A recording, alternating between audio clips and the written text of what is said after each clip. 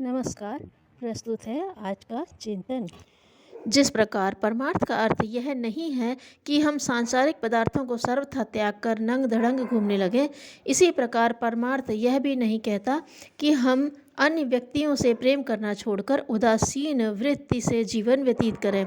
इसके विपरीत परमार्थी व्यक्ति के प्रेम का दायरा तो इतना विस्तृत हो जाता है कि केवल अपने स्त्री, बच्चे, भाई, बंधु, सखा परिवार ही नहीं, सर्वथा अनजान और दूरवर्ती व्यक्ति भी उसमें आ जाते हैं।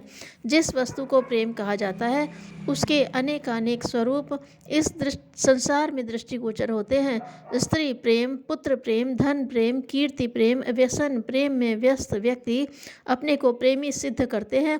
यह प्रेम का भौतिक स्वरूप है। भौतिक प्रेम में तत्कालीन आकर्षण खूब होता है और उसकी प्रतिक्रिया में आनंददायक अनुभूति स्त्री, धन, कीर्ति आदि से प्रेम में मनुष्य को इतना आनंद आता है कि इन्हें भव बंधन कारक और अंत में दुखदायक समझते हुए भी छोड़ता नहीं और सारी आयु उन्हीं के पीछे व्यतीत कर देता है। भौतिक प्रेम आध्यात्मिक प्रेम की एक छाया है। उसकी छोटी सी तस्वीर या प्रतिमा इन विषय भोगों में देखी जा सकती है। भौतिक प्रेम का अस्तित्व इसलिए है कि हम तस्वीर के आधार पर असली वस्तु को पहचानने और प्राप्त करने में सफल हो सकें। प्रकृति की दुकान की पुड़िया बट रही हैं और बताया जा रहा है कि देखो, इस एक जरा से टुकड़े में जितना आनंद है, ऐसा आनंद का अक्षय भंडार तुम्हें पसंद है तो उस असली वस्तु को, आध्यात्मिक प्रेम को प्राप्त करो। हमारे पथ प्रदर्शक सोने का टुकड़ा दिखाते हुए बता रहे हैं कि ऐसे ही सोने की अगर तुम्हें आवश्यकता हो तो जाओ, उसे सामने वाली खान में से मनमानी तादाद में खोद लाओ। परंतु हाय, हम कैसे मंदबुद्धि हैं जो उन नमूनों की पुड़ियों को चाटने में इतनी उछल कूद कर रहे हैं और खजाने की ओर दृष्टि उठाकर भी नहीं देखते। प्रेम का गुण है आनंद। प्रेम करने पर आनंद प्राप्त होता है। स्त्री, धन, कीर्ति आदि से प्रेम करने में आनंद आता है या आनंद के कारण प्रेम करते हैं। हम पत्थर, राख, कूड़ा या कौवा, चील, गीदड़ आदि से प्रेम नहीं करते क्योंकि उनमें आनंद का अनुभव नहीं होता या आनंद अनुभव नहीं करते, इसलिए प्रेम नहीं होता। पड़ोसी के खजाने में लाखों रुपए भरे पड़े हों पर उनसे हमारी कोई ममता नहीं। यदि वे सब रुपए आज ही नष्ट हो जाएं तो हमें कोई वेदना न होगी।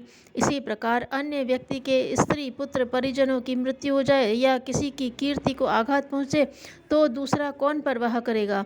पड़ोसी का रुपया भी उसी चांदी का बना हुआ है जिसका कि अपना। पड़ोसी के स्त्री पुत्रों के शरीर में भी वैसे ही हैं जैसे कि अपनों के, किंतु अपने रुपए से प्रेम है, अपने स्त्री पुत्रों से प्रेम है। यही वस्तुएं पड़ोसी की भी हैं पर उनसे प्रेम नहीं। यहाँ प्रेम का असली कारण स्पष्ट हो जाता है। जिस वस्तु पर हम आत्मीयता आरोपित करते हैं, जिससे ममत्व जोड़ते हैं, वही प्रिय लगने लगती है और प्रेम के साथ ही आनंद का उदय होता है। निश्चय ही किसी भी जड़ वस्तु में आकर्षण नहीं है। संसार की जिन भौतिक वस्तुओं को हम प्रेम करते हैं वे ना तो हमारे प्रेम को समझती हैं और न बदले में प्रेम करती हैं। रुपए को हम प्यार करते हैं पर रुपया हमारे प्रेम और द्वेष से जरा भी प्रभावित नहीं होता। पैसा खर्च हो जाने पर हमें उस पैसे की बहुत याद आती है पर उस पैसे को रत्ती भर भी परवाह नहीं कि जो व्यक्ति हमसे प्रेम करता था वह जिंदा है या मर गया। बात यह है कि संसार के किसी पदार्थ में जरा भी आकर्षण या आनंद नहीं। जिस पर आत्मा की किरणें पड़ती हैं वही वस्तु चमकीली प्रतीत होने लगती है। जिस पर आत्मीयता आरोपित होती है वही आनंददायक, आकर्षक एवं प्रिय पात्र बन जाती है। प्रेम और आनंद आत्मा का गुण है। बाहरी पदार्थों में तो उसकी छाया देखी जा सकती है। हम लोग भौतिक वस्तुओं के प्रेम में आनंद का अनुभव करते हैं। इसका मूल कारण असली आत्मीय प्रेम है। यदि आत्मीयता हटा ली जाए तो वही कल की प्यारी वस्तुएं आज घृणित या अप्रिय प्रतीत होने लगेंगी। स्त्री का दुराचार प्रकट होने पर वह प्राण प्रिय नहीं रहती वरन शत्रु सी दृष्टिगोचर होने लगती है। पिता पुत्र में, भाई भाई में जब कलह होता है और आत्मीयता नहीं रहती तो कई बार एक दूसरे की जान के ग्राहक होते हुए देखे गए हैं। मकान, जायदाद, गाड़ी, सवारी जब अपने हाथ से बिक कर दूसरे मालिक के हाथ पहुंच जाते हैं तो उनकी रक्षा व्यवस्था की परवाह नहीं रहती, क्योंकि अब उनमें से आत्मीयता छुड़ा ली गई। सुस्वाद भोजन, नाच, रंग, विषय भोगों का आनंद भी अपने भीतर ही है। यदि पेट में अजीर्ण हो तो मधुर भोजन कड़वा प्रतीत होता है। नेत्र दुख रहे हों तो किसी नाच रंग में रुचि न होगी। निश्चय ही प्रेम और आनंद का उद्गम आत्मा के अंदर है।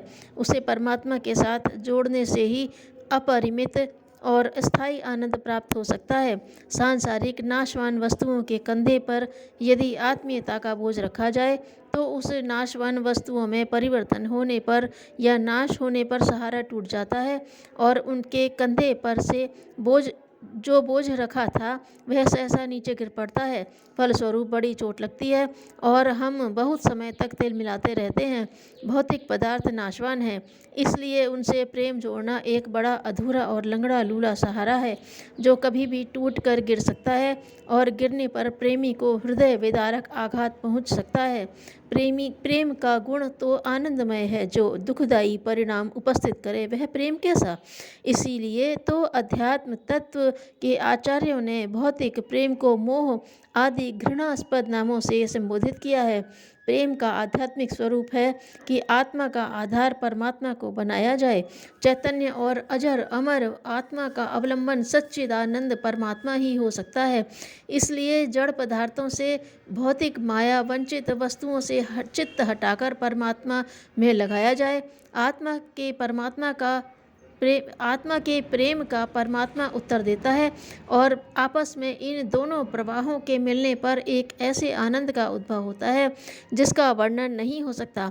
आत्मा का विशुद्ध रूप ही परमात्मा है। मानव की उच्चतम परम सात्विक, परम ऐश्वर्य, आनंदमयी अवस्था ही ब्राह्मी स्थिति है। ब्रह्म और ब्राह्मी स्थिति एक ही बात है। इसी परम तत्व की, इसी केंद्र की चर्चा, कीर्तन, जप, स्तुति, अनुनय, विनय, पूजा अर्चा करना भक्ति का वास्तविक उद्देश्य है। इसलिए ईश्वर से प्रेम करना चाहिए, ब्रह्मानंद में मग्न रहना चाहिए, आत्मा के विशुद्ध स्वरूप परमात्मा की भक्ति करनी चाहिए। इसका सीधे शब्दों में तात्पर्य यह है कि परम सात्विक निर्दोष शुद्ध अवस्था में पहुँचने के लिए हर घड़ी व्याकुल रहना चाहिए। एक क्षण के लिए भी उस आकांक्षा को भुलाना न चाहिए। हमें सच्ची भक्ति की, सच्चे प्रेम की उपासना करनी चाहिए। आत्मा से परमात्मा से प्रेम करना चाहिए। अपने को मनुष्यता की आदर्श प्रतिमा बनाने के लिए निरंतर विचार और कार्य करना चाहिए। यही स्वार्थ और यही परमार्थ है। प्रेम का सच्चा आध्यात्मिक स्वरूप भी यही है। आत्मा प्रेम का केंद्र है। विश्वव्यापी आत्मा परमात्मा समस्त प्राणी समाज हमारे प्रेम का केंद्र होना चाहिए। घट घट वासी परमात्मा से हम प्रेम करें। प्रत्येक प्राणी की आत्मा को ऊंचा उठाने, विकसित करने और सुखी बनाने में हम अधिक से अधिक ईमानदारी, मेहनत और दिलचस्पी के साथ काम करें। यही परमात्मा के साथ प्रेम करने और मुक्ति दिलाने वाले परमार्थ का सच्चा तरीका है। धन्यवाद।